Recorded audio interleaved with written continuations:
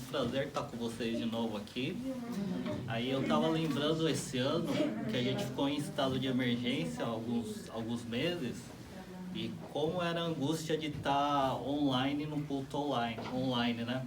E como é bom estar aqui olhando para cada um de vocês e ver como Deus é bom. Amém. E para começar nosso culto hoje, convido os irmãos já a ficar de pé.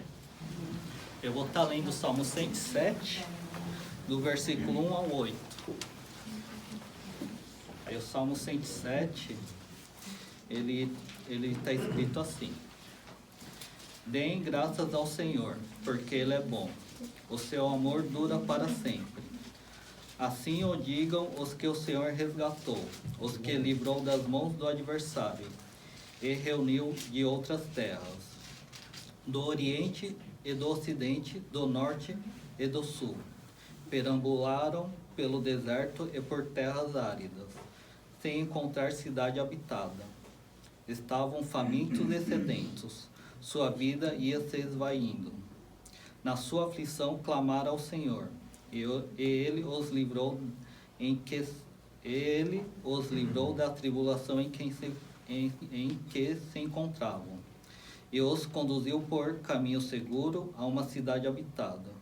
Que eles deem graças ao Senhor por seu amor leal e por suas maravilhas em favor dos homens. Palavra de Deus até aqui. O salmista, ele convoca a todos a render graças ao Senhor, porque Ele é bom e o seu amor dura para sempre. Esse ano está quase acabando. Aí, talvez, como foi seu ano de 2020? Você tem motivos para agradecer? Para alguns, foi um ano bom. Deus tem abençoado sua casa, sua vida, sua família. Mas para outros, foi um ano muito difícil, né? Perda de pessoas queridas, dificuldades financeiras, enfermidades e preocupações no meio dessa crise global. Mas o motivo da nossa gratidão está naquele que nos resgatou, né, que nos livrou das mãos do adversário. E em Jesus Cristo que nos livra das mãos do pecado. Ele nos libertou do domínio do pecado que tem sobre nós, e por meio do seu sacrifício, Ele nos resgata da condenação eterna. Amém? Para que agora possamos viver a eternidade junto ao Pai, ao Filho e ao Espírito Santo. Amém? Amém.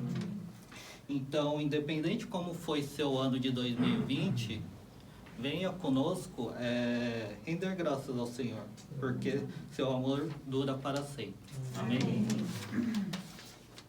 Pai, graças te damos, Senhor, por mais esse dia, por mais esse ano que o Senhor tem nos guardado, apesar das dificuldades, Senhor, que nossos olhos se voltem somente para Cristo, para a cruz, onde está realmente o teu amor, o amor que o Senhor teve pela humanidade, que o Senhor enviou o seu Filho amado para que aquele que crê não pereça, mas tenha a vida eterna, que possamos estar gratos por tudo isso que o Senhor fez por nós, que venhamos a colocar o Senhor no centro da nossa vida, no centro do nosso coração, que o Senhor reinando em nossas vidas, possamos ter um contentamento, apesar dos problemas, da pandemia, das dificuldades, Senhor, que possamos estar firmados na rocha que é o Senhor, que através disso possamos ter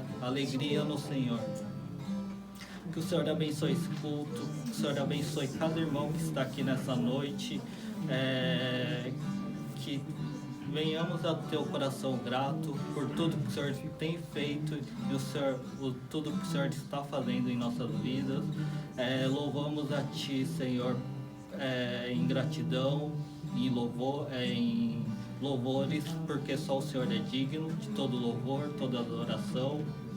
Abençoe o pastor Diogo, que estará trazendo a ministração nessa noite. abençoe grandemente a vida dele. Obrigado, e eu louvo pela vida do pastor Diogo, que o Senhor trouxe até essa comunidade, que o Senhor tenha abençoado essa comunidade através da vida dele também, e que o Senhor fale aos nossos corações, que venha à mente aquela expectativa que a gente tinha quando veio ao culto presencial depois de um longo tempo no culto online, que o Senhor traga de novo esse renovo, essa expectativa de estar ouvindo a Tua palavra, de estar Te adorando, Te glorificando nessa noite. Em nome de Jesus que oro e agradeço. Amém.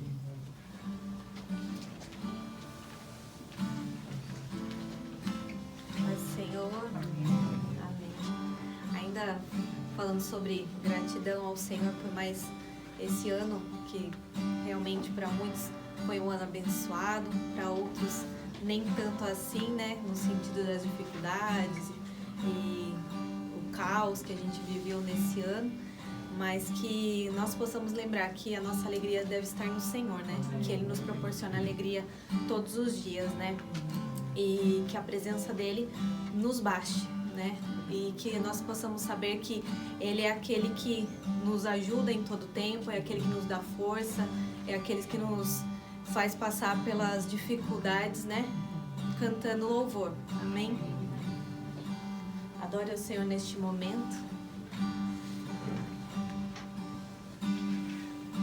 Luz do mundo viestes à terra, para que eu pudesse te ver.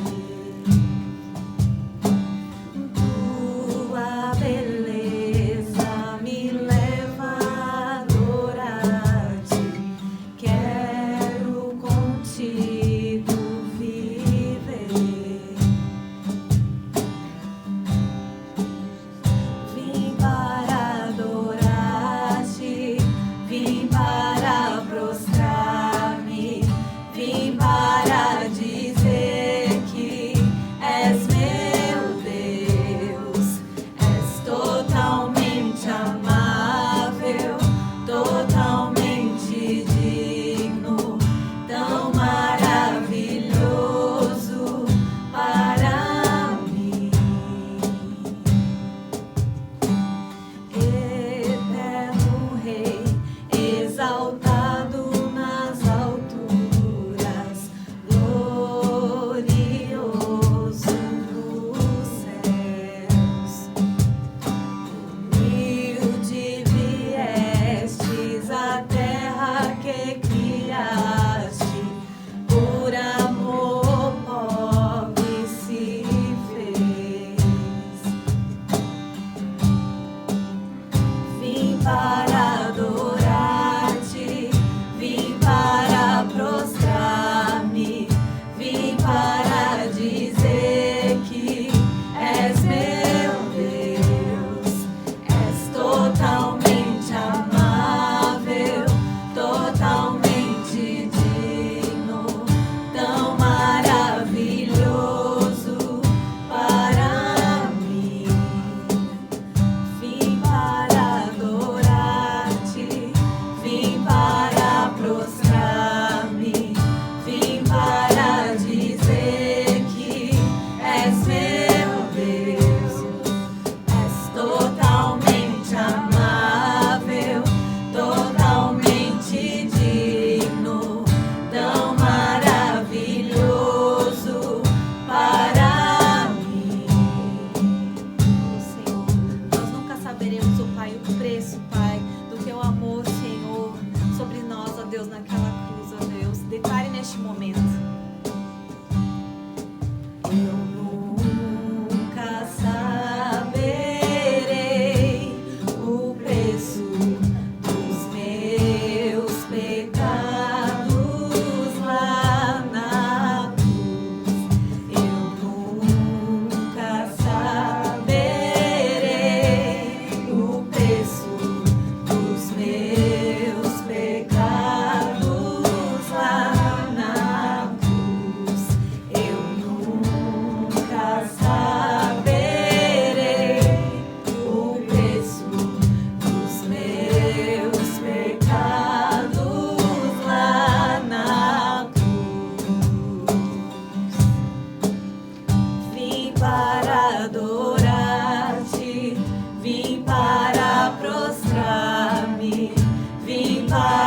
dizer que és meu Deus, és totalmente amável, totalmente digno, tão maravilhoso para mim. Declare mais uma vez. Vim para adorar-te, vim para prostrar-me, vim para dizer que és meu Deus, és totalmente amável, totalmente digno, tão maravilhoso para mim. Senhor, Tu és maravilhoso, Deus. Oh, Pai, louvado seja o Teu nome, ó Deus. Estar na Tua presença é o que eu mais quero. É o que eu mais quero. Jesus, Jesus.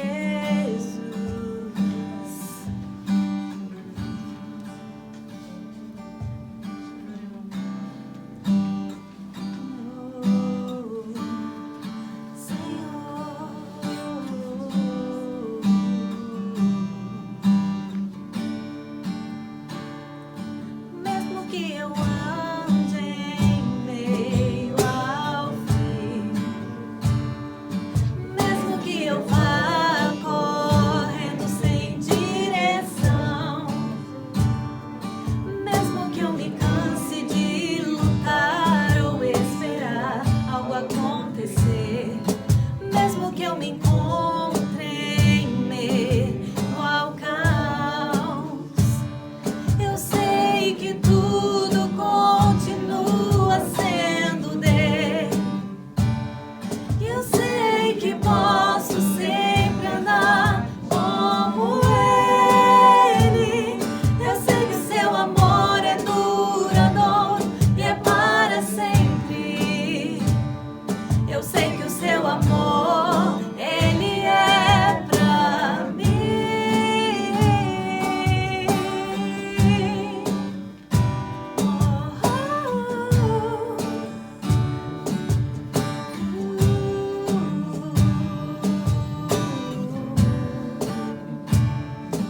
Mesmo que eu ande em meio ao fim, mesmo que eu vá correndo sem direção, mesmo que eu me canse de lutar ou esperar algo acontecer, mesmo que eu me encontre em meio ao caos, eu sei que tudo continua sendo dele.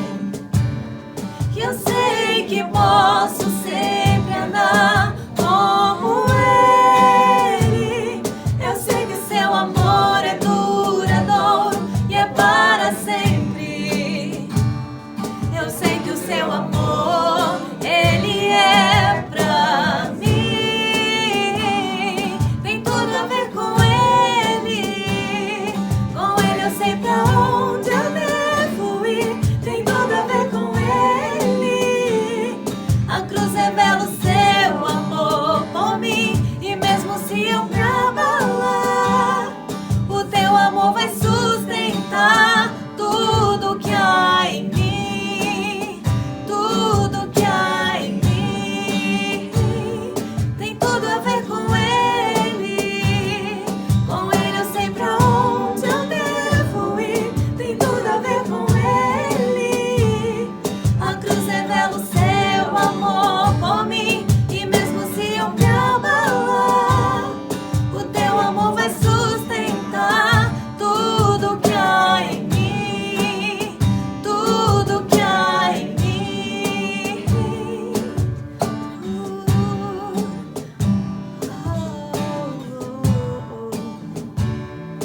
Oh Pai, nós sabemos que o Senhor é a resposta, Deus. Que o Senhor é a voz, ó Pai. Oh Deus, nós sabemos que o Senhor é a voz da transformação, ó Pai. É a voz da restauração, ó Deus. Oh Senhor.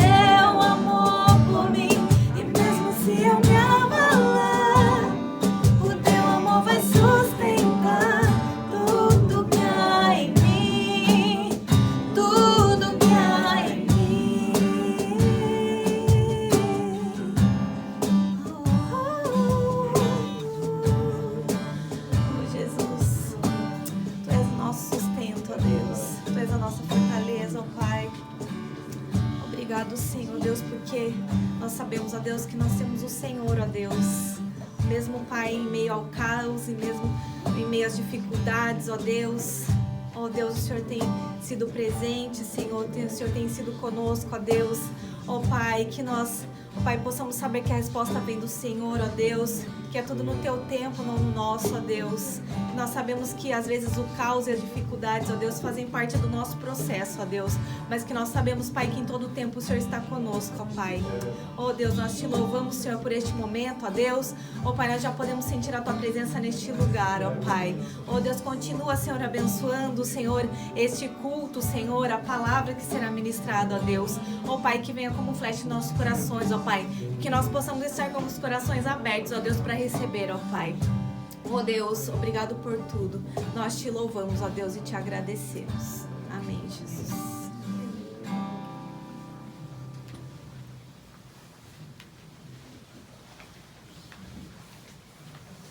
Pode se assentar.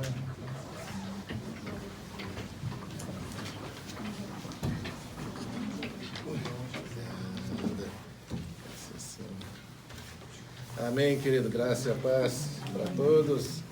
Eu queria convidar você a abrir a sua Bíblia no livro de Apocalipse, capítulo de número 2. Nós vamos ler do versículo 1 até o versículo de número 7. Né? Apocalipse, capítulo 2, do versículo 1 até o versículo de número 7. Aí o Daniel esteja aí junto com o seu Sérgio lendo esse texto também. Nós vamos estar lendo. Ok? Bom, antes de nós começarmos a mensagem, né?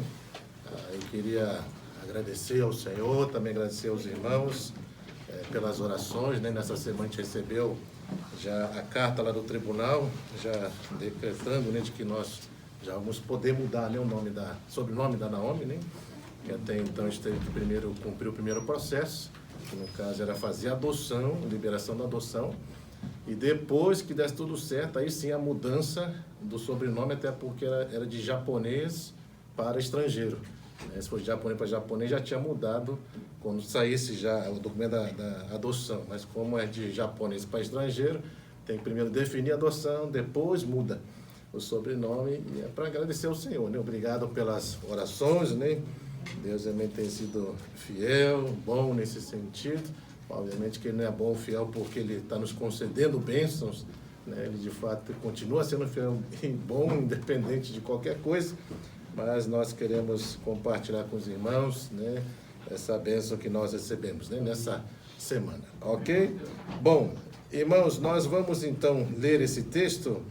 Praticamente, essa vai ser a minha última, né, mensagem aqui desse ano, e já aproveitando já, né, então já é uma palavra obviamente direcionada, né, por tudo aquilo que Deus tem ministrado no nosso coração no decorrer desse ano, e também já criando uma expectativa para aquilo que Deus realmente há de realizar no ano de 2021. Acima de tudo, que nós possamos fazer uma reflexão acerca do que vai ser falado, até porque esse texto aqui, por mais que tenha sido escrito há muitos anos atrás, praticamente mais de 2000 anos atrás, ele é um texto relevante, importante, que deve nos levar a fazer uma reflexão acerca de como está a nossa vida como cristão, né? Como nós temos nos comportado, como nós estamos gerando as nossas expectativas ao servir a Deus, a vir à igreja, ao se envolver com a obra.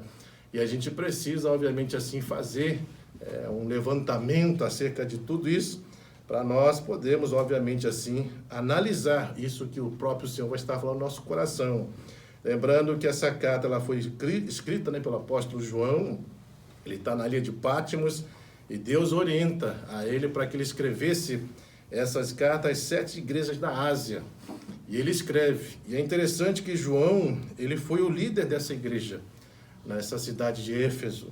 A gente vai perceber que ele mesmo lá naquela situação, depois de estar passando por um momento difícil na ilha de Patmos, infelizmente decorrente, né, ao governador da época, né, Domiciliano, que praticamente era um segundo Nero, um homem terrível, perverso, mau, que perseguia literalmente a igreja, perseguia os cristãos, oprimia, e ele está lá. Na verdade, ele foi o único dos discípulos de Cristo que não morreram martirizados.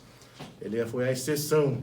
mas ele está ali também passando as dificuldades, as tribulações, as lutas decorrente ao fato de professar essa fé e viver essa fé em Cristo. Então essa carta é muito importante porque ela vai trabalhar aspectos das nossas vidas que nós precisamos tomar muito cuidado no decorrer da nossa caminhada cristã. Por isso nós vamos trabalhar hoje esse tema que fala a respeito da importância de nós mantermos o primeiro amor.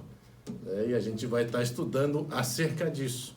O que é esse primeiro amor? Qual é o significado desse primeiro amor? Por que Deus fala para essa igreja que eles abandonaram o seu primeiro amor? E nós precisamos, então, baseado nessa temática, fazer uma análise acerca disso. Será que nós realmente nos mantemos nesse primeiro amor? Será que nós vivenciamos isso no nosso dia a dia? E é necessário fazer, de fato, essa reflexão para que a gente não caia na mesma situação dessa igreja de Éfeso, e que é muito comum, natural, os cristãos caírem nessa situação, e por isso que é importante que a gente leia, porque realmente é um texto muito relevante para os nossos dias, por mais que tenha sido escrito, como eu já falei, há muitos anos atrás, ele é muito importante para nós refletirmos acerca de como nós estamos vivendo a nossa vida e a nossa caminhada como cristão. Então vamos ler o texto, vai aí do versículo 1 até o versículo de número 7. Fala assim: ao anjo da igreja em Éfeso escreve: estas coisas diz aquele que conserva na mão direita as 7 estrelas e que anda no meio dos 7 candeeiros de ouro. Conheço as tuas obras, tanto o teu labor como a tua perseverança, e que não pode suportar homens maus, e que pusestes a prova os que a si mesmos se declaram apóstolos e não são, e os achastes mentirosos, e tens perseveranças, e suportastes provas por causa do meu nome, e não te deixastes esmorecer. Tenho, porém, contra ti que abandonaste o teu primeiro amor. Lembra-te, pois, de onde caíste, arrependa-te, e volta à prática das primeiras obras. E se não, vem a ti, e moverei do seu lugar o teu candeeiro, caso não te arrependas. Tem, contudo, a teu favor que odeias as obras dos nicolaítas, as quais eu também odeio. Quem tem ouvidos, ouça o que o Espírito diz às igrejas. Ao vencedor, dá-lhe que se alimente da árvore da vida que se encontra no paraíso de Deus. Amém? Vamos orar? Pedir ao Senhor para que Deus possa ministrar essa palavra ao nosso coração. Amém? Deus, em nome de Jesus, primeiramente nós queremos te louvar, te agradecer por esse privilégio de nós podermos estarmos aqui novamente, reunidos para ouvir realmente a sua palavra, para prestarmos um culto agradável ao Senhor. E nós já, Pai, realmente nos sentimos abençoados, ministrados pelo Senhor, por tudo que o Senhor já esteve realizando até agora. Por isso eu peço a Ti, Pai, nesse momento, para que o Teu Santo Espírito possa falar realmente ao nosso coração, que o Senhor realmente fale de uma forma profunda, que o Senhor sonde as nossas vidas de uma forma tremenda e poderosa, e que acima de tudo, Pai, se existem coisas que nós precisamos mudar, a partir de agora, que o Senhor realmente possa ministrar, falar ao nosso coração, ministrar de uma forma poderosa as nossas vidas e nos ajudar, acima de tudo, Pai, a cumprir com aquilo que o Senhor deseja para as nossas vidas nesta noite. Por isso, ministra, abençoa, opera, Pai, sobre cada um de nós, que o Teu Santo Espírito possa nos dar entendimento, possa nos dar compreensão acerca de tudo que vai ser ministrado. Por isso, abençoa, ministra, em nome do nosso Senhor e Salvador Jesus Cristo, que eu clamo e peço ao Senhor. Irmãos, essas cartas que são enviadas às igrejas da Ásia, elas seguem uma estrutura, né? E é muito interessante você perceber que toda a carta começa, essa carta sendo direcionada aí ao anjo da igreja. Óbvio que esse anjo da igreja, tem muitas pessoas que pensam que são seres celestiais, mas nós sabemos claramente que a interpretação correta acerca desse anjo da igreja, porque nós começamos a analisar o contexto e já perceber que é o líder da igreja. No caso, é o pastor. Essa carta está sendo direcionada ao líder da igreja local. E, obviamente, que o líder da igreja local que está recebendo, que vai transmitir isso para a sua comunidade. Até porque o pastor também, ele é considerado um mensageiro. um enviado da parte de Deus, e anjo significa isso, ser mensageiro, ser um enviado. Né? Então está relacionado à pessoa do líder da igreja. E é muito interessante então que ele começa direcionando isso ao líder da igreja, depois ele começa a falar acerca dele mesmo, do próprio Senhor, ele traz algumas coisas referentes à pessoa dele, depois ele fala acerca dos pontos, das qualidades que a igreja tem, depois fala dos pontos negativos que a igreja tem, depois fala acerca de como eles devem realmente se portar a partir então dessa perspectiva, e lá no final, se houver o cumprimento disso que ele está orientando, existem as bênçãos que Deus então vai estar destinando à igreja. Então, essa é uma estrutura que se segue, né, com exceção só de uma igreja, mas a maioria delas, as outras 6 praticamente, elas seguem essa estrutura dessa forma. Então, analisando aí, vamos ver então que essa carta aqui foi o próprio Senhor Jesus que manda o apóstolo João escrever e direcionar essas cartas diretamente para as igrejas, acerca de coisas que irão acontecer, acerca daquilo que está acontecendo, e nós precisamos então fazer análise acerca disso. Então veja que a primeira coisa então que ele faz aí no versículo 1 é o próprio Senhor Jesus falar acerca dele, de quem ele é. E ele começa falando: estas coisas diz aquele que conserva na mão direita as 7 estrelas e que anda no meio dos 7 candeeiros de ouro. Bom, é óbvio que quando você faz uma leitura dessa forma, você já vai começar a ter dificuldade de entender o que são essas estrelas aqui que ele está falando. 7 estrelas, 7 candeeiros de ouro, quer dizer, já fica mais complicado, até porque o livro de Apocalipse usa muita simbologia. Mas graças a Deus que na questão da interpretação bíblica, a Bíblia ela deixa bem clara, né, que o próprio texto em si, ela traz orientação acerca daquilo que Deus quer ministrar ao nosso coração. E aí no versículo, aí no capítulo 1, versículo de número 20, vai estar falando aí literalmente o que são as estrelas e o que são os candeeiros. E aí vai ficar mais fácil nós entendermos qual é o significado então dessas expressões que o próprio Senhor Jesus está falando aí no versículo de número 1. Então vai lá, capítulo 1, versículo 20, fala assim: quanto ao mistério das 7 estrelas, tá vendo aí? 7 estrelas, que viste na minha mão direita, e os 7 candeeiros de ouro. Aí ele vai dar então agora a definição. O que significa? Ele fala, as 7 estrelas são o quê? Os anjos das igrejas, das 7 igrejas, né? Então são os líderes, certo? E depois ele vai continuar. E os 7 candeeiros são o quê? As 7 igrejas. Então as estrelas se referem aos líderes e o candeeiro se refere então à igreja, ok? Então veja, quando o Senhor Jesus começa a trabalhar acerca disso, da pessoa dele, isso aqui já traz para nós uma ação de segurança com relação à nossa vida cristã. Veja que ele fala assim, que estas coisas diz aquele que conserva na mão direita o que? As 7 estrelas, ou seja, os 7 líderes dessas igrejas, no caso a liderança local, está onde? Nas mãos do Senhor. E é interessante você entender que essa expressão aqui que está sendo utilizada, que conserva, é que ele tem todo o domínio, controle, é ele que guarda, é ele que protege, é ele que sustenta, é ele que mantém. A ideia dessa expressão conservar na mão direita é mais ou menos você entender assim, por exemplo, se eu pegasse isso aqui, eu posso estar pegando ele, você está vendo que está na minha mão, não está o celular? Está aqui, você está vendo que ele está aparecendo aqui, a outra borda dela está para fora da minha mão.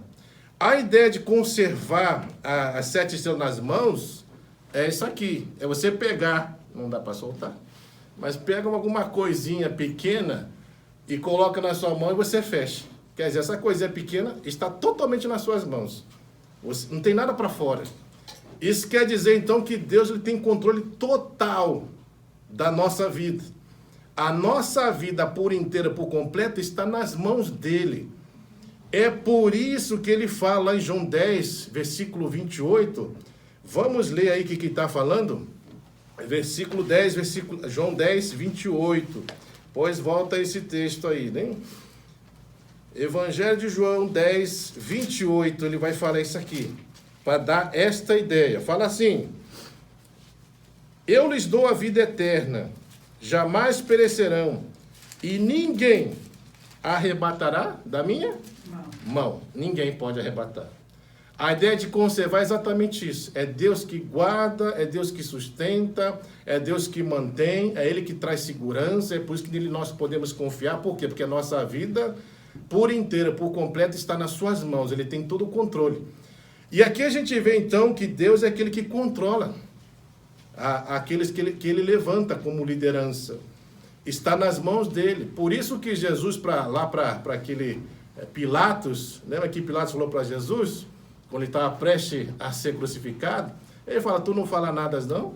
Não sabe que eu tenho poder, para realmente te tirar dessa situação? E Jesus fala uma verdade, fala assim: nenhum poder foi te dado se do alto você não recebesse. Isso quer dizer que Deus, ele tem controle literal sobre toda a liderança que ele constitui. Por isso que a Bíblia fala que toda a liderança é constituída por Deus. Ele tem, com relação aos cristãos, aos líderes, a nós como filhos de Deus, ele tem esse controle total. A ideia é exatamente mostrar que nós precisamos em Cristo ter toda essa segurança, essa confiança nele, porque ele realmente nos mantém em suas mãos e ninguém, nada pode arrebatá-la. Isso então traz o quê? Segurança, confiança para mim e para você, que nada pode literalmente nos arrancar das mãos de Deus. Por isso lá que Paulo, ele traz aquela mensagem lá em Romanos, onde fala, que nem morte, nem vida, nem profundidade, nem altura, nem anjo, nem demônios, nada pode nos afastar do amor de Deus que há em Cristo Jesus. Nada. Absolutamente nada. Então isso traz segurança, confiança que a nossa vida está nas mãos do nosso Deus. E aí ele continua: e as 7 estrelas, e que anda no meio dos 7 candeeiros. O que era candeeiros? Igreja. Aonde Jesus está andando? No meio da igreja. E isso aqui é uma coisa tremenda que nós precisamos entender. Se o Senhor está no meio da sua igreja, ele está andando, a pergunta é o seguinte: o que ele está fazendo com essa ação? Qual é o propósito dele? Qual é a finalidade dele andar por meio da sua igreja? Você sabe que aqui, irmãos, existe uma promessa da parte de Deus de que ele está andando. Não é que ele andou, mas é que ele está andando. Isso quer dizer que Cristo está aqui. Ele anda. Talvez a gente não esteja vendo ele, mas a presença dele está aqui. E a questão é: para que Jesus anda na igreja? Nós podemos, então, colocar algumas ações aqui do porquê que Jesus anda na sua igreja. Primeiro, ele anda na sua igreja para quê? Para sondar a igreja. Ele sonda a sua igreja. Ele está aqui para quê? Para exortar a sua igreja, para edificar a sua igreja, para chamar a atenção da sua igreja acerca das coisas que podem estar acontecendo ou que virão acontecer, para restaurar a sua igreja. Lendo o contexto, você vai ver que é exatamente isso que Jesus está falando. Ele vai falar acerca das igrejas da Ásia, ele sabe tudo que essas igrejas têm. Sabe as qualidades, sabe os defeitos. Conhece, literalmente. E isso, então, é uma verdade tão poderosa para mim e para você, que eu e você, como cristãos, como nós chegamos à igreja, o que nós precisamos sempre ter no nosso coração é que, se Jesus está presente no nosso meio, isso então traz a ideia de que você precisa ter a perspectiva e a motivação correta de estar na igreja. Porque a presença dele pode mover coisas aqui dentro.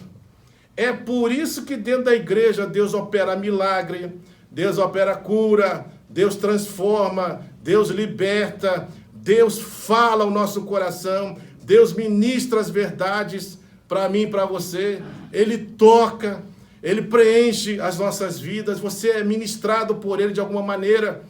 Então isso deveria trazer essa perspectiva. E o mais interessante, todos nós que estamos aqui temos necessidades diferentes. Talvez as pessoas que chegam na igreja precisam de cura, cura da alma, cura do físico. Tem pessoas que precisam ouvir verdades. Tem pessoas que precisam ser exortadas. Tem pessoas que precisam ouvir a palavra de Deus né, para realmente ter direção, porque muitos que vêm buscam orientação, buscam direção, querem saber o que fazer e não sabem o que fazer, até porque não tem conhecimento acerca de nada com relação ao problema que está passando. Então, a perspectiva daqueles que se achegam aqui, as necessidades que existem, ela ultrapassa fronteiras. Talvez para mim é uma coisa, mas para você é outra, para fulano que está chegando é outra, para aquele visitante que vê é outra, e assim por diante. Isso mostra então essa realidade que o Senhor, que se Ele se faz presente no meio da sua igreja, e se Ele conhece a sua igreja, e se Ele está aqui para operar, para ministrar, com certeza que é o lugar onde as pessoas deveriam estar e deveriam buscar. Porque se Ele se faz presente na sua igreja e anda por meio da sua igreja, então ali a possibilidade de acontecer coisas, ela é gigantesca. É por isso que quando nós chegamos na igreja, você vai ver, né? A gente às vezes está aqui, está ouvindo louvor, aí tem gente chorando. Você ouve a palavra de Deus, aqui ela fala assim, meu Deus, essa palavra era para mim. Aí tem outros que ainda falam, essa palavra era para o fulano tinha que estar aqui. Mas na verdade não era o fulano que tinha que estar aqui, é você mesmo que tinha que estar aqui, Deus quer falar com você. E o fulano vai saber, aquele que não veio vai saber de uma outra maneira. Mas a verdade é que Deus está operando, Ele está movendo, irmãos, na igreja. Ele está trabalhando sobre a sua igreja. E essa é a primeira verdade que Ele quer ministrar. Ele se faz presente, Ele tem controle de tudo, nós estamos nas suas mãos, guardados, protegidos, sustentados, e Ele também age, opera, porque conhece a necessidade de cada um. Por isso que aqui é o local onde nós devemos, de fato, estar e orientar os outros, que realmente nós conhecemos, a estarem também. Deus, Ele opera, Deus, Ele move na sua igreja. Ele se faz presente, por isso que a Bíblia fala, né, onde 2, 3 estiverem reunidos, Ele ali está. Por isso que Ele fala, né, na grande comissão, que eis que estarei convosco todos os dias até a consumação do século. Então, Ele se faz presente. Então, a presença de Deus, Ele move, Ele age, Ele opera. Então, a perspectiva que nós temos que ter ao ver a igreja é exatamente essa. É a expectativa de que Deus pode fazer coisas novas. Ele pode mover no meio da sua igreja, Ele pode tocar corações, Ele pode, através de um louvor, de uma palavra, de um testemunho, de uma oração, mover nas nossas vidas e transformar a nossa vida de uma forma que a gente nem imagina. Nem imagina. E agora, qual é o problema de hoje? Que as pessoas elas vão se acostumando com a vida cristã e elas já não chegam mais com essa perspectiva. Elas chegam aqui simplesmente olhando pessoas. O Cássio está aqui hoje, a Nayara está ali tocando, né? A Leni já deu abertura, né? O Daniel também, e assim vai. Só estou olhando para as pessoas que estão aqui. Mas a pergunta é, você já chegou na igreja pensando que Jesus está aqui? Ele está aqui, no nosso meio? Andando no nosso meio? Sondando os nossos corações? Você já chegou na igreja pensando nessa perspectiva? Porque se a gente tem essa perspectiva que o apóstolo João quer colocar para as nossas vidas, a gente mudaria a nossa forma de realmente nos achegarmos a Deus, e irmos ao culto, e buscarmos a sua presença. Às vezes pessoas buscam a Deus na igreja pensando que Deus está distante, mas Deus não está distante. Ele está falando que Ele está andando na sua igreja. Ele está no meio da sua igreja. E isso é importante que a gente tenha essa noção dessa verdade, né, que é tão profunda e poderosa nesse sentido. Ele está aqui, e se Ele está aqui, meu irmão, você pode ter certeza que o impossível pode acontecer, porque o nosso Deus é o Deus do impossível, né? Ele pode mover de uma forma realmente sobrenatural. E aí vamos lá, a segunda parte aqui é o versículo 2, e o versículo 3, e o versículo também número 6, ele vai falar aqui das qualidades dessa igreja.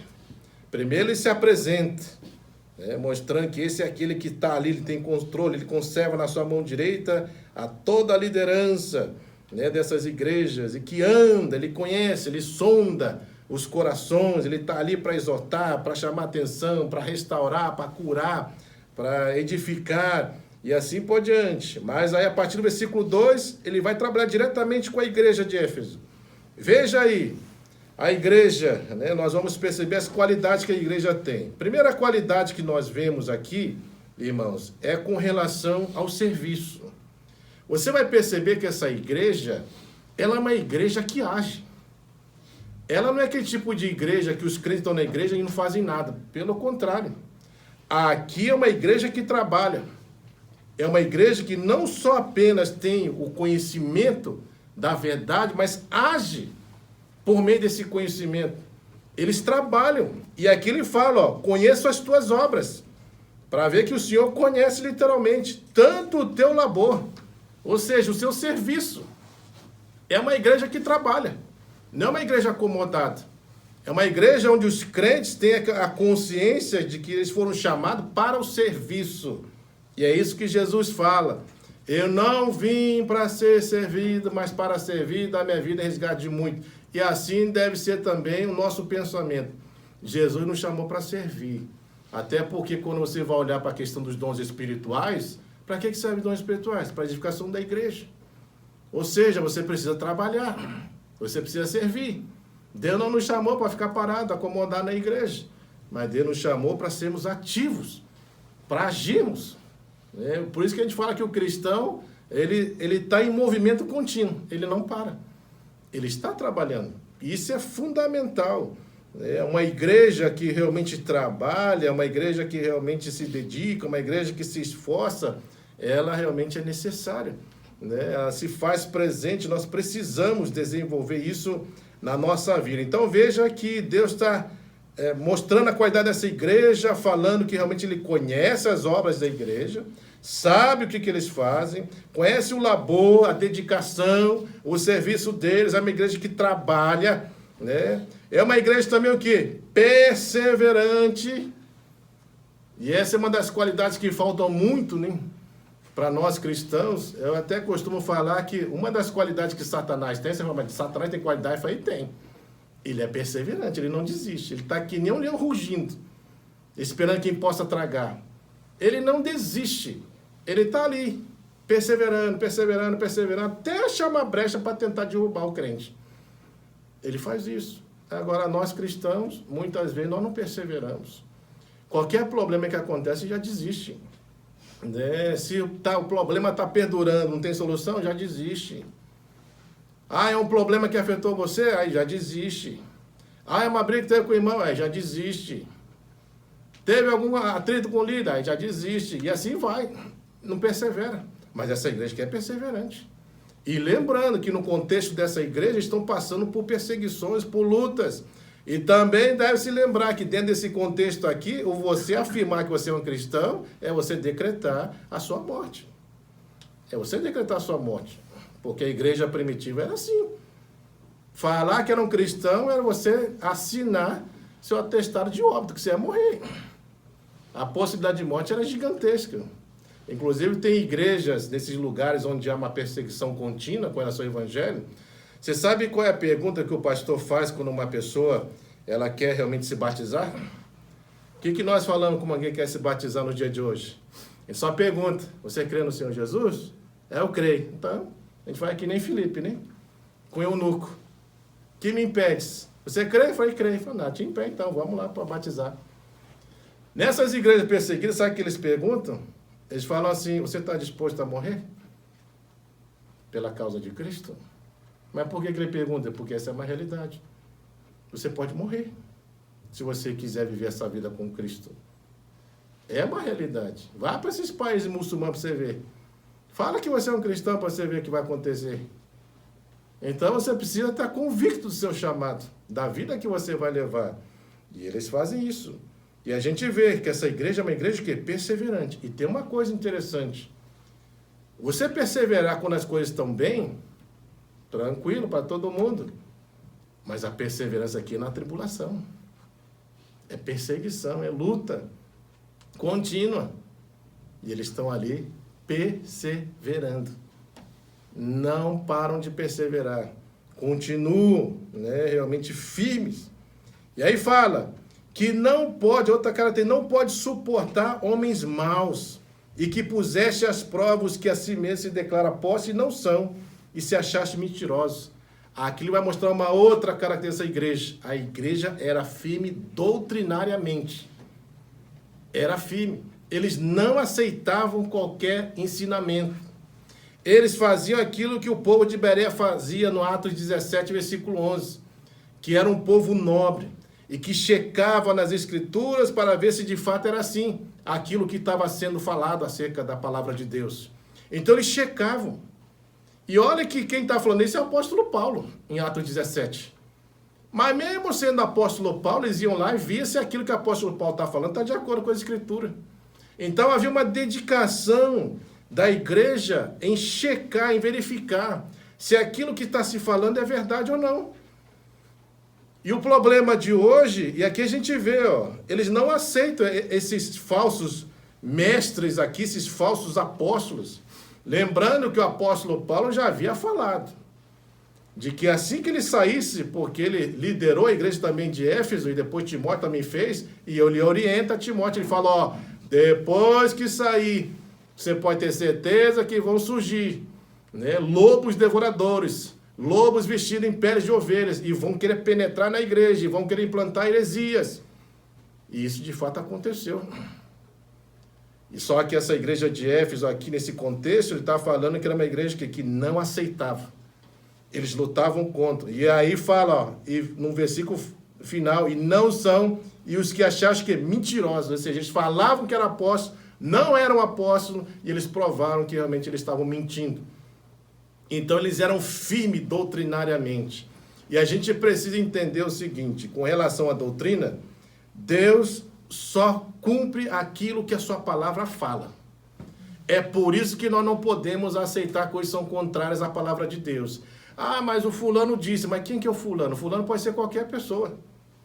Independente de quem seja, até mesmo eu mesmo que eu estou falando, vocês precisam checar nas escrituras se é isso que está sendo falado mesmo.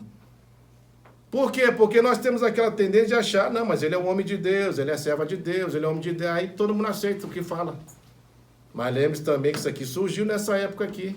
Muitos falsos apóstolos surgiram, e eles eram mentirosos, eles eram impostores, eles estavam ali, eram lobos em pele de ovelha para destruir a igreja. E a igreja não pode ficar aceitando essas coisas. É por isso que está cheio de crente sofrendo por causa de questão doutrinária. Está cheio de gente sofrendo por causa disso. Por quê? Porque os líderes começam a falar aquilo que vai satisfazer o coração dessas pessoas. É aquilo que Timóteo fala, que nos últimos tempos as pessoas vão querer só ouvir aquilo que faz coceira nos seus ouvidos, ou seja, só aquilo que agrada. E os líderes hoje têm técnicas para conseguir prender as pessoas. É só começar a falar coisas que as pessoas gostam, você ganhou já as pessoas. É só falar de bênção, você já ganhou as pessoas.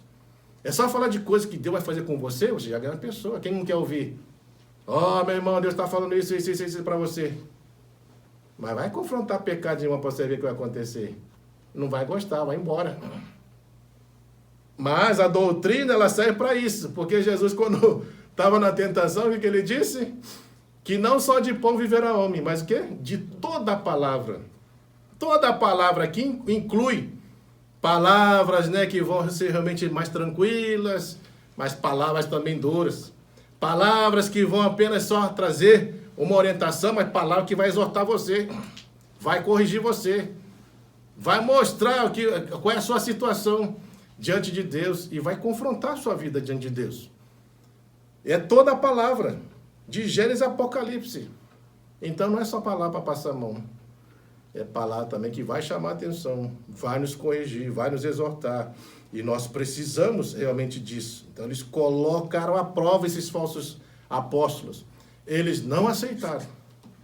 É por isso que está cheio de igreja aqui. Realmente, infelizmente, está cheio de falsos apóstolos, falsos mestres, que estão ali só para extorquir ovelha, que estão ali só para ganhar dinheiro, que só estão ali somente para pregar coisas agradáveis. Não confronta pecado, não fala acerca do futuro, não fala da sua vida com Deus, não fala nada acerca disso. Nada de coisa que confronte a sua vida. E isso não tem nada a ver com amor, porque o amor é capaz de confrontar o erro, né?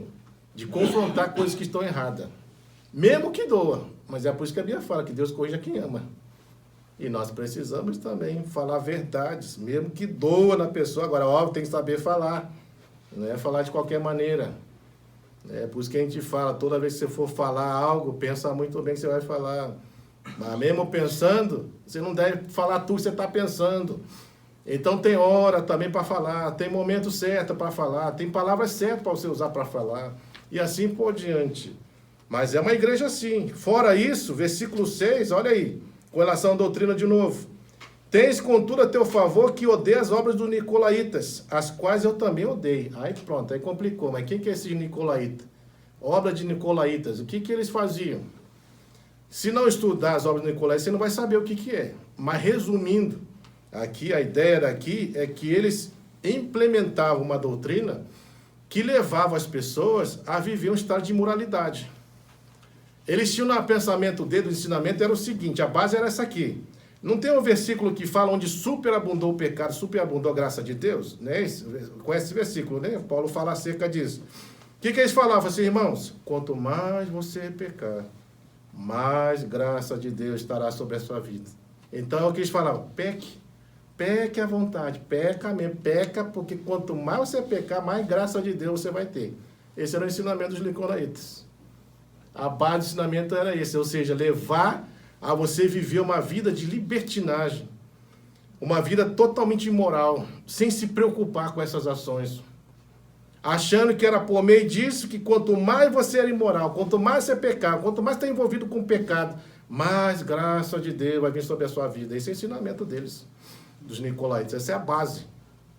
Aí eu pergunto para você, imagina isso dentro de igreja. Imagina, se uma das áreas que o crente mais cai era sexual. Você imagina se na igreja existe uma autorização para você dar essa liberdade para o crente fazer. Peca mesmo, se invoca com quem você quiser. Peca, mais pecado, melhor ainda para você. Mais graça vai estar sobre você. O que vai virar a igreja? Dessa forma, com essa liberdade toda. Você acha que vai ser saudável para a igreja? Com certeza não. O que você vai ver de adultério, de pessoas que não estão nem preocupadas, destruindo relacionamento, destruindo família, isso vai acontecer de uma forma gigantesca dentro da igreja. Mas por quê? Porque a doutrina está ensinando isso. Os que ensinam isso. E a gente vê ó, que Deus o quê? Odeia as obras do nicolaíta, assim também como a igreja de Éfeso também odiava as obras dos nicolaítas. Então veja que era uma igreja que trabalhava, era uma igreja que perseverava na tribulação, uma igreja que era firme doutrinariamente, e Deus está falando, isso são tudo qualidades que essa igreja tinha. Mas aí no versículo 4, vai vir aqui agora. Aliás, espera aí. 3, né? E tens perseverança, suportaste provas por causa do meu nome. Veja que eles estão sendo perseguidos, né? Por causa do nome de Cristo. E não te deixaste esmorecer. Então eles não desanimavam. Continuavam firmes na sua caminhada, mesmo sendo perseguidos, mesmo que era por causa da causa de Cristo, eles permaneciam. Aí vem o 4.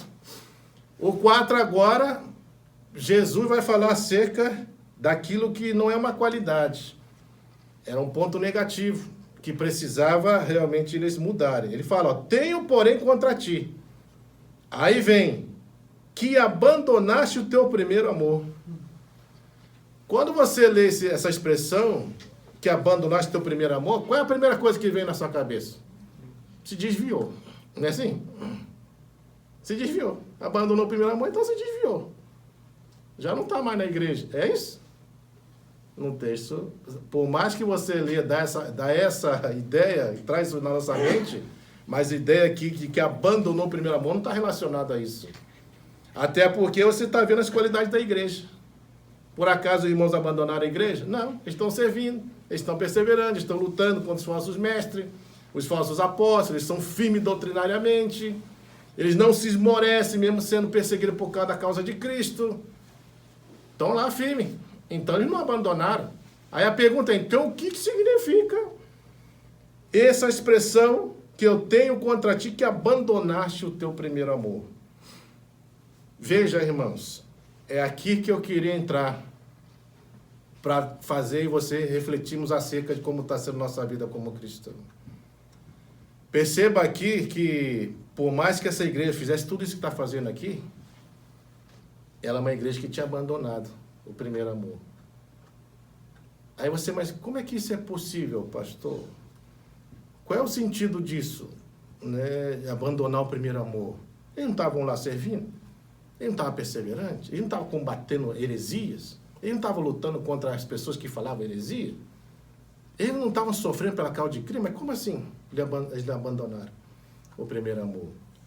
Sabe o que está acontecendo aqui, irmãos? É que nós podemos, quando ele fala desse abandono de primeiro amor, é que você pode começar a viver uma vida fria, mesmo fazendo tudo isso diante de Deus. Lembra lá em 1 Coríntios 13? Que ele fala acerca do amor? Fala assim, você pode dar até a sua vida em prol do outro. Mas se não tiver amor, o que acontece? Não serve para nada o que você está fazendo. Mas é possível alguém dar a vida por outro sem amor? É possível. É possível a pessoa fazer isso. Por quê? Porque ela está com foco, a expectativa no lugar errado, a motivação está errada. E isso acontece na igreja de que forma? Você pode começar a vir para a igreja, mas é aquilo que Isaías fala. Você está aqui fisicamente, você está ouvindo, está lá louvando ao Senhor, mas teu coração está longe. Está longe. Você pode vir para a igreja, aí já não olhar nessa perspectiva que Deus te faz presente aqui e anda aqui, não. Você não está nem aí. Você vem por quê? Porque você agora já tem mais de 15 anos de igreja, e aí aquele fogo que você tinha, aquela chama que você tinha no início da sua conversão, ela foi se esvaindo com o tempo.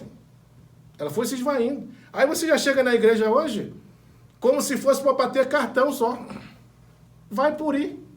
Só por encargo de consciência, você está indo lá na igreja. Só para dizer, hoje eu fui buscar Deus. Mas o coração não está em Deus. Não está em Deus. É porque essa consciência, de alguma forma ou outra, para ficar tranquilo, então você vai para a igreja para você ficar tranquilo com você mesmo. Mas você não desenvolve vida com Deus. Você já não ora mais. Você já não lê mais. Você já não medita mais. Antes você vinha para a igreja com toda a alegria, você já não vem mais com essa alegria. Antes você falava de Cristo para as pessoas, você não fala mais de Cristo para ninguém. Antes você louvava, você chorava. Hoje teu coração está tão pedrificado, tão duro que você não chora mais. Antes você orar, você botar seu joelho no chão. Hoje nem sentar, nem abrir a boca você mais abre para orar. Isso é abandono do primeiro amor. Já não tem mais expectativa. Já não tem mais desejo. A sua mente pode estar impregnada de coisas de Deus, mas o coração está frio. Não tem mais fogo no coração para nada. E esse é o perigo da gente realmente abandonar o primeiro amor. Porque a gente começa a fazer uma coisa de uma forma mecânica, religiosa. E você começa a viver a sua vida cristã assim.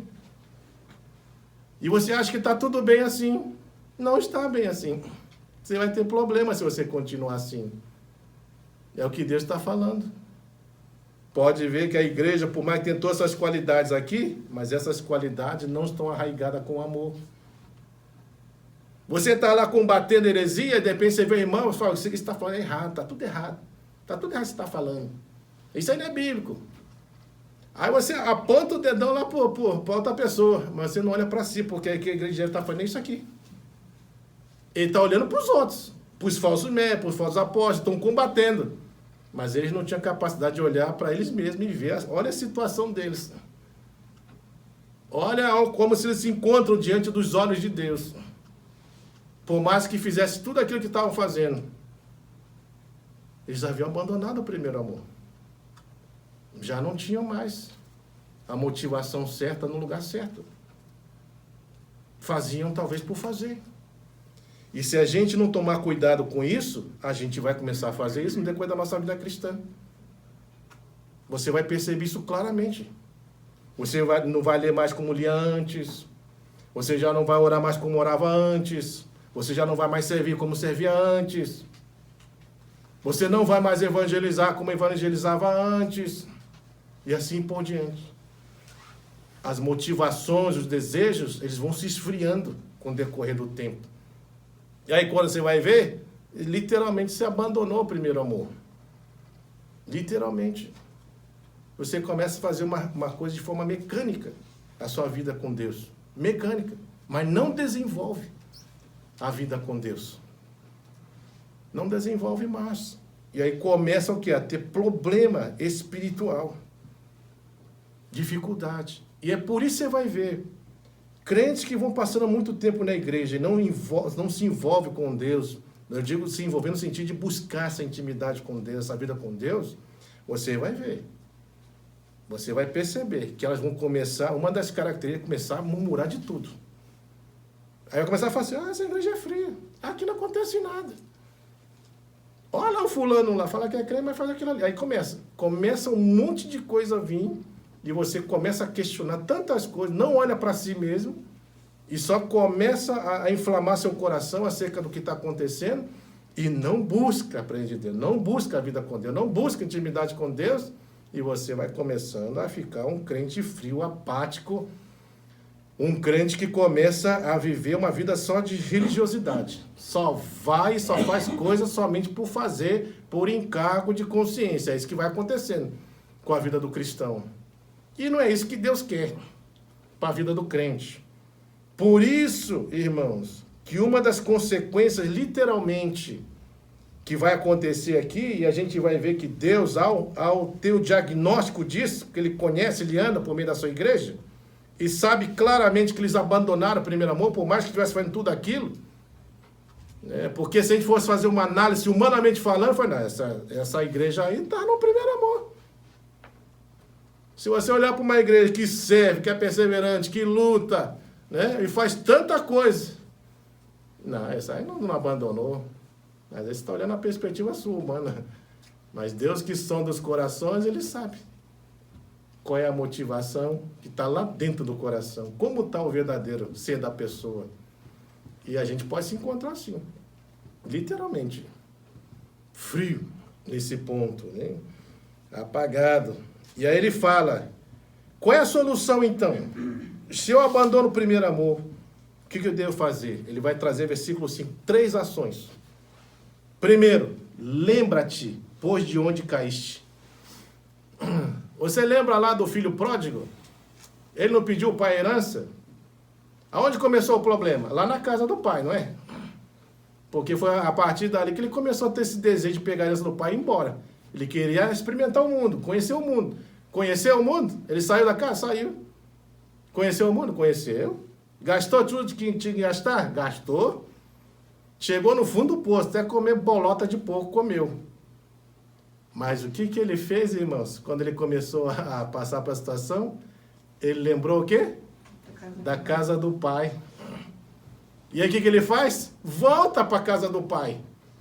Então ele lembrou de onde caiu. O problema foi lá na casa do pai. Foi lá que eu comecei a minha queda.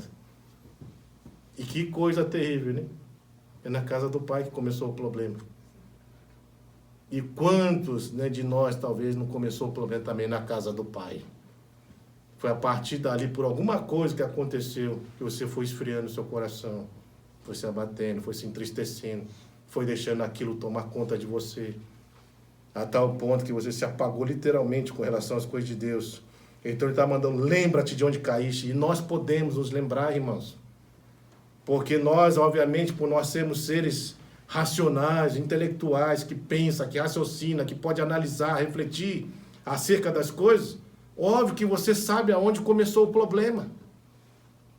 Você mesmo que está com um problema aí, sei lá, de alguma enfermidade, você não sabe quando começou a sentir sintoma? Não, foi a partir desse momento aqui, quando eu deixei de fazer isso, aí comecei a ter problema disso. Você sabe, a gente tem memória. E Deus está falando, lembra-te. É necessário você lembrar para começar o processo de restauração. Lembra-te de onde caiu. Reconheça. Porque é exatamente isso que o filho pródigo faz. É por isso que entra agora a ação do quê? Arrepender-se. Lembra-te de onde caíste e arrependa-te. E o que significa a palavra arrependimento? Metonia. Mudança de quê? De mente.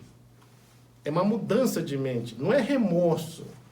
Remorso é você sentir culpa e ficar num círculo vicioso. Você não sai daquele estado de vício. Fica ali. É o que acontece. Pessoas pedem perdão acerca de algo, mas daqui a pouco, quando vai ver, está fazendo tudo de novo. Não sai. Isso não é arrependimento. Arrependimento é uma mudança de mente. É a pessoa sair daquela situação e entender, isso aqui está errado. Não vou ficar aqui mais. E se volta para Deus. Sai daquele vício. Daquele ciclo vicioso. E aí se volta. Então é isso que o filho pródigo faz. Ele abandona. Literalmente, ele lembra daquilo. Se arrepende literalmente. Aí o que ele faz? Aí a terceira ação, a volta da prática das primeiras obras. Ou seja, se você sabe onde errou, se você reconhece que foi a partir dali, e foi a partir dali que as coisas começaram a prejudicar a sua vida, então volta a fazer o que você sabe que tem que fazer. É isso que Deus orienta. Deus sempre vai nos chamar a atenção acerca disso. Todas as vezes que você fizermos algo que é contra a vontade dele, vai chamar a atenção sua. E o que ele quer? Que você volte a fazer o que deve fazer. A instrução é para isso. Não tem outra finalidade. É o que os pais fazem com os filhos, não é assim? Você vê seu filho errando, você chama a atenção dele por causa do erro. Aí qual é o seu desejo como pai? É fazer que ele volte a fazer aquilo que tinha que ser feito. Volta às práticas. E o que Deus está falando para ele é exatamente isso. Para de ficar nesse círculo vicioso, para de ficar nessa freza espiritual, para de viver como religioso. Reconheça o seu estado. Lembra de onde você caiu, se arrependa dessa situação toda e volta de novo a praticar as primeiras obras. Por quê? Porque ele está falando da consequência de você continuar assim. 6. Tens contudo a teu favor, aliás, 7. Não é 7 não, peraí. 5, né? Lembra de onde caíste, arrependa-te, volta à prática das primeiras obras. Aí ele está falando o que vai acontecer. É condicional. E se não vem a ti, moverei do seu lugar o teu candeeiro. O que é candeeiro mesmo? A igreja. Aí você vai perguntar assim, mas Deus vai mover a igreja? Você sabia que Éfeso, depois de alguns anos, deixou de existir, né? Essa igreja não existe mais, a igreja de Éfeso. Aí você vai perguntar assim, mas por que essa igreja não existe mais? O que leva uma igreja a morrer? Você sabe o que leva uma igreja a morrer, irmãos? Literalmente? Veja, olha a consequência de você realmente abandonar o primeiro amor. Sabe qual é a consequência final? É você parar de falar acerca de Deus. Não evangeliza mais. E uma igreja que não evangeliza mais, ela está condenada a acabar em algum momento. Sabe qual é o problema aqui do Japão? Taxa de natalidade. O que acontece aqui? Os japoneses não querem fazer filhos. O que vai acontecer daqui a alguns anos, se isso continuar perdurando dessa forma? Você já não vai ver mais japoneses puros. Você vai ver japonês mestiço. E se continuar assim, vai chegar um momento que nem japonês mais vai ter. Não vai ter mais japonês, literalmente. Com relação à igreja, é exatamente assim. Se a igreja de Nassau, se a igreja de Suzuka, todas as igrejas que estão aqui, no Japão e no mundo, pararem de falar acerca do amor de Deus, parar de evangelizar, não gerarem os frutos, assim, no que eu estou falando, no sentido de trazer vidas a Cristo. Sabe o que vai acontecer com a igreja? Vai deixar de existir. Ela vai sucumbir em algum tempo. E a gente tem um problema, irmãos. Nós nos acostumamos com grupos. Nós nos acostumamos. E uma das coisas que eu tenho levado a igreja de Suzuka a pensar é o seguinte: quantas pessoas se converteram até agora? Que converteram, eu estou falando. Não estou falando que é crente, que era crente e veio para a igreja. Quantas se converteram, que chegaram aqui, não era crente e aceitou a Cristo? Você já parou para pensar nisso? Quantas pessoas se converteram? Se as pessoas não estão se convertendo, então tem alguma coisa errada. Tem alguma coisa errada. Porque hoje as igrejas estão se formando de quê? De crentes que vieram de outras igrejas. Não é assim? Porque é mais fácil formar uma igreja com crentes de outras igrejas. Mas eu estou perguntando e a área da evangelização? Cadê essa ideia de ir pregar o evangelho como os discípulos faziam na grande comissão? Ir fazer discípulo. Como é que você faz discípulo se você não prega? Se você não anuncia as boas novas? Se você não fala de Cristo? Como essas pessoas se chegarão a Ele? Não é aquilo que o Romanos fala? Como é que crerão naquele em que nunca ouviram? Aliás, como é que invocarão naquele que não crer? E como é que crerão naquele que nunca ouviram? E como é que ouvirão se não tem quem pregue? Quão formosos são os pés daqueles que anunciam as boas novas? Isso quer dizer, então, que para uma pessoa invocar, ele precisa crer. Para poder crer, precisa ouvir. Para poder ouvir, precisa que alguém pregue. E se isso não acontecer, não chega a ação de conversão sobre a pessoa. E é por isso que a igreja primitiva, você vai ver, está no DNA de todo cristão da igreja primitiva, pregar o evangelho. Para eles, todo lugar é um campo missionário. É na praça, é na rua, é na cidade, em qualquer lugar, não interessa. Mas hoje, eu já conversei com pessoas que a própria pessoa falou para mim, pastor, eu tenho vergonha de falar de Cristo. Eu não consigo falar. Agora, isso foi importante a pessoa falar, porque ela assumiu um problema de que ela tem dificuldade. E essa é uma realidade mesmo, irmãos. Agora, por que isso existe? Porque a igreja não pratica. Vai ser natural. Se eu não pratico evangelizar, eu nunca vou querer evangelizar. Se eu não falo com ninguém, eu nunca vou querer falar. E assim vai. E a igreja está se acostumando a essa ação. Você vai perceber que todas as igrejas que morreram, justamente o que aconteceu foi isso aqui. Eles começaram a se esfriar, abandonando o primeiro amor, começaram a fazer as coisas de forma religiosa, já não tinha mais expectativa mais para nada, fazia somente por fazer, por encargo de consciência, via na igreja só por vir. E obviamente que você com um coração assim, você não vai ter desejo nenhum de falar acerca de Cristo. A igreja continua assim, aí vai saindo um, sai outro, sai outro, sai outro. Não é gerado mais ninguém se converte, ninguém vem mais para a igreja. Aí o que vai acontecer? De 50 vai para 40, 40 vai para 30, 30 vai para 20, para 10, para 5, para 3, para 2, para 1, acabou, fechou. Fechou o trabalho. E todas as igrejas que fecharam, principalmente lá na Europa, né, nos Estados Unidos e tantos outros países, você vê o histórico, vai fazer análise do histórico da igreja para você ver. A igreja em algum momento parou de evangelizar, parou de falar das boas novas. E isso é sinal de falta da questão do primeiro amor. Porque eu pergunto para você, irmãos, quando nós estamos arraigados no primeiro amor, qual é a coisa que você mais deseja fazer? Falar de Cristo. Não era assim? Eu lembro que no início da conversão, eu falava tanto, mas tanto, de encher o saco primeiro dos meus irmãos, que estavam mais próximos. Aí os meus irmãos falavam assim, a igreja fez lavar e celebrar na tua cabeça. Você só fala de Jesus. E não sei o quê. E eu era chato mesmo, sabe aquele crente chato? Né? Chato de ficar no pé da pessoa, falando. E ele falava, se tu não aceitar, tu vai pro inferno. Porque o único caminho pro céu é Cristo. Se você não aceitar, tu vai pro inferno. E aí começaram. Aí o que aconteceu? Começaram a se afastar de mim. Já vinha assim de longe, falei assim, lá vem um crente. Mas fugia. Até que um dia, lendo as escrituras, Deus falou claramente, quem convence o homem do pecado, da justiça, do juízo, é o Espírito Santo. A partir dali eu entendi que não era eu que ia convencer os meus irmãos. Que a única coisa que eu tinha que fazer era aquilo que o apóstolo Paulo ensinou. Pregue a palavra. Fala, anuncia. Quem vai convencer é o Espírito, justamente por meio do anúncio dessa palavra, dessas boas novas. E foi assim mesmo, a família toda se converteu por causa disso. Porque aí eu parei de encher o saco. Eu só comecei a orar e a falar. Nem chamar mais para a igreja. Não falava mais nada acerca disso. Deixei Deus trabalhar. Mas essa chama de você anunciar o evangelho é esse fogo desse primeiro amor dentro, arraigado. E realmente, quando você está com essa chama acesa, você não consegue deixar de falar de Cristo de alguma forma. Você vai falar.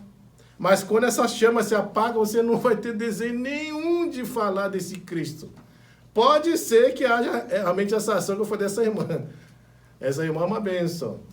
Mas ela fala que tem uma vergonha terrível. Aí o que falta? É prática. É você realmente trabalhar essa ação e de alguma maneira... É óbvio que a gente faz o quê? Orar. Orar para as pessoas que nós vamos evangelizar. Pedir ao Senhor para que Deus abra a oportunidade de nós ministrarmos. E quando houver essas oportunidades, ministre. É assim. Não tem outro caminho a não ser esse. E assim Deus vai trabalhando no coração das pessoas. Né? E aí ele continua. Então veja, para Deus tirar uma igreja de um lugar, o mais interessante aqui é entender que a própria consequência da vida que a igreja está levando é que vai levar isso. Não é que Deus está olhando, já que vocês já abandonaram, então eu vou tirar vocês daí. A ideia não é essa. A ideia é mostrar que a própria vida da igreja vai levar isso. Vai fazer a igreja deixar de existir em algum momento. E esse é o perigoso, que nós precisamos ter na mente assim, que a gente não deve, obviamente, trabalhar dessa forma. Por isso que nós precisamos ser uma igreja missionária. E lembre-se disso. A igreja genuína é uma igreja missionária, que prega, que entende que essa é uma missão que Deus nos deixou. Essa não foi a grande comissão, é o último mandamento que Deus deixou para os discípulos. Ide, fazer discípulos de todas as nações, batizando em nome do Pai, do Filho e do Espírito Santo, ensinando a guardar todas as coisas que vos tenho ordenado. Eles que estarem convosco todos os dias da consumação do século. É para ir, é para fazer discípulo. Aí eu pergunto, como é que você foi discípulo se você não evangeliza? Como foi discípulo se você não prega? Como é que foi discípulo se você não anuncia nada a respeito de Cristo? Como que essas pessoas vão se tornar discípulos? Porque o discípulo, ele é um seguidor. Como é que você vai tornar essa pessoa seguidor se você não fala? Essa é a questão. E essa é a consequência desse esfriamento, desse abandono do primeiro amor. A pessoa para de falar de Cristo. Não evangeliza mais. E uma igreja que não evangeliza está enfadado a morrer. Essa é a verdade. Está enfadado a morrer. E nós estamos aqui num país, obviamente que por causa de trabalho, por causa de ser muito rotativa as pessoas, né? Isso pode acontecer, irmãos. Rapidamente. Imagina fecha as fábricas que tem aqui em Nassau. Quem trabalha aqui no bolo, aqui no Urop? Ó, fechou o Urop, pronto. Aí a Leni, né, vai já ter que procurar outro lugar para ir. Alex também. E se não tiver nada aqui em Nassau, vai ter que ir para outra cidade. Quer dizer, já foi 2 famílias embora. Lá em Matsuzaka, fechou um trabalho da Assembleia de Deus por causa disso. Todos os membros eram da Panasonic. Foi na Panasonic que fechou, acabou o trabalho. Não teve mais trabalho nenhum. Fechou. Esse é um risco que todos nós corremos nesse sentido.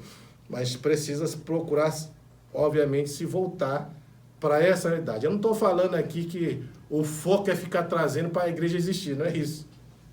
Mas é que a gente precisa ter esse desejo de evangelizar, porque o crente precisa ter esse desejo no coração. Essa é a ideia. Porque se você tiver isso, onde você estiver, você vai falar. Não importa. Se é aqui no Japão, se é no Brasil, se é no Peru, onde você for, você vai falar, porque está dentro de você. Faz parte da sua realidade de vida cristã. E aí o 7, vem a bênção. Se nós cumprirmos, quem tem ouvidos, ouça. Todo mundo tem ouvido? Tem, né? Então, ninguém está surdo aqui, né?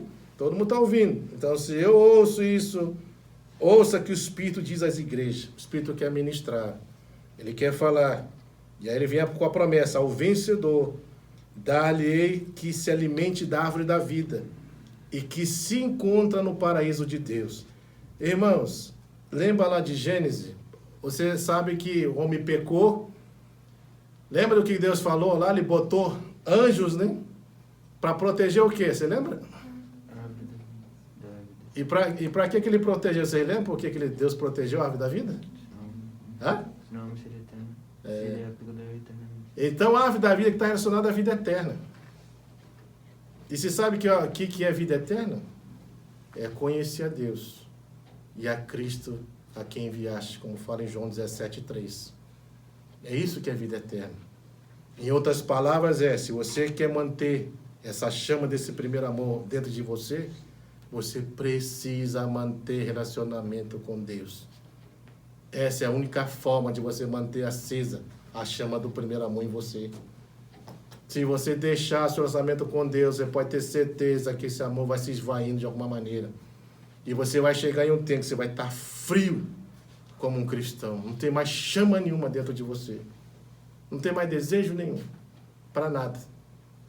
E isso vai prejudicar a sua vida. Então, que nós possamos, como igreja, nos voltarmos para essa verdade. E veja que, por mais que essa palavra tenha sido escrita mais de 2000 anos atrás, ela é uma realidade para nossas vidas. É uma realidade. Infelizmente, né, muitos de nós, eu digo como igreja no geral, estamos assim. Tem crente que já está 30, 40 anos, irmão, na igreja. E está a mesma coisa. Não cresce, não desenvolve, não tem desejo nenhum de serviço. Não mantém responsabilidade acerca de nada. Vem por vir. Mais falta do que vem. E olha porque a igreja dá várias opções. Tem culto online, tem discipular, se você quiser fazer, você faz diretamente com o líder, no horário que você pode, no dia que você quer. Culto de sábado, culto de sexta-feira, você escolhe. Né? Então não tem desculpa. Eu trabalho até sexta, não tem problema, tem sábado também tem culto. Eu trabalho final de semana, tem culto na semana. Mas minha folga é só na quarta. Tem um pastor para poder fazer discipular com você, pessoalmente, se você quiser. Não tem desculpa. Mas isso mostra o quê? Esfriamento do amor. Quando o coração está frio, o amor já se esvaiu, você não vai ter desejo nenhum de Deus. Essa é a grande verdade. E que a gente possa refletir acerca disso e, acima de tudo, que a gente não venha cair numa situação assim. Que a gente faça uma análise. E toda vez que você perceber que alguma coisa na sua caminhada cristã já está estranha, lembra-te de onde você caiu. Reflita acerca de onde começou o problema. Arrependa-se. Volte-se para Deus. Faça que nem o filho pródigo. É melhor estar na casa do meu pai. Mesmo que você passe escravo, mas eu vou voltar para a casa do meu pai. Toma uma ação. Toma atitude. A ideia é exatamente isso. Você não pode ficar parado. Levanta. Sai desse estado. Não aceite. Luta. Haja para sair dessa situação. Não fique acomodado. Porque se você ficar acomodado, você vai continuar do mesmo jeito. E que nós possamos, como igreja, vivermos dessa forma. Eu sei que a gente vai passar momentos que a gente pode se abater, ficar desanimado, a gente fica naquela sobe e desce, mas não desista ali. Prossiga. Vá à frente, persevere e desenvolva, acima de tudo, o relacionamento com Deus, porque aí está o segredo desse primeiro amor. Se envolver com Deus, manter intimidade com Deus, é o que vai manter essa chama acesa do primeiro amor dentro dos nossos corações. Amém? Vamos orar, queridos, e vamos pedir ao Senhor para que Deus possa me trabalhar essas verdades no nosso coração, que você possa sondar a sua vida agora. Eu queria fazer uma oração justamente para mim, a começar de mim, para todos nós. Se você realmente sente que de alguma forma ou outra você tem sentido que de fato você de alguma maneira sente essa ausência desse primeiro amor, que você realmente percebeu que a sua motivação, o seu desejo com relação às coisas de Deus, que há um esfriamento no seu coração, você não tem uma expectativa de nada, vem apenas por vir, não cria mais desejo de se envolver com Deus, de se voltar para Deus, de ter expectativa acerca de coisas grandes que Deus possa fazer no seu coração, que você se coloque diante de Deus agora e peça ao Senhor para que Deus possa trabalhar essas verdades nas suas vidas.